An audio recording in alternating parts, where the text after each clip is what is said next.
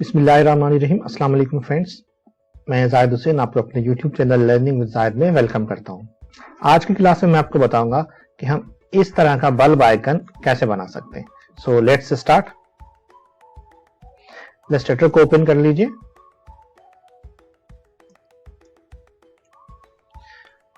सबसे पहले ellipse tool ले लीजिए, यहां से एलिप्स टूल।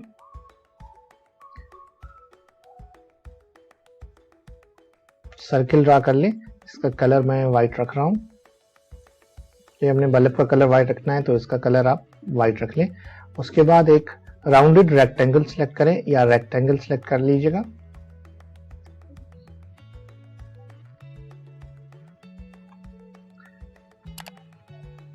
इन दोनों को सेंटर अलाइन कर दीजिएगा।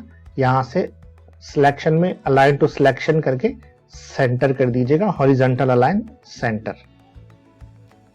थोड़ा इसको कम कर रहा हूं मैं, ठीक है।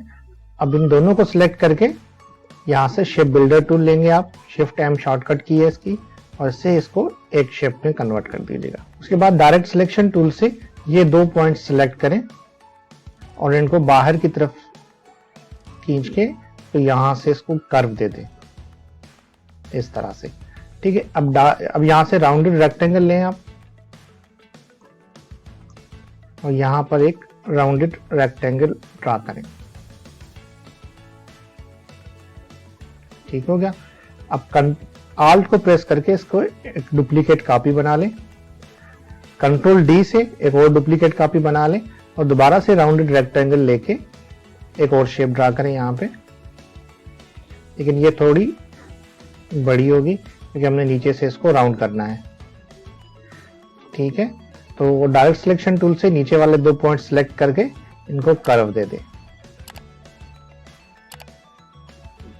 ठीक है। इसमें गैप थोड़ा ज्यादा है तो इसका गैप कम कर दें। आप एरो की से इसमें गैप कम कर दें, या फिर आप सबको सिलेक्ट करके यहां से अलाइन टू सिलेक्शन में जाके वर्टिकल डिस्ट्रीब्यूट स्पेस पे क्लिक करेंगे तो सब में स्पेस बराबर बराबर डिस्ट्रीब्यूट हो जाएगा। तो ये आपका बल्ब का आइकन रेडी है।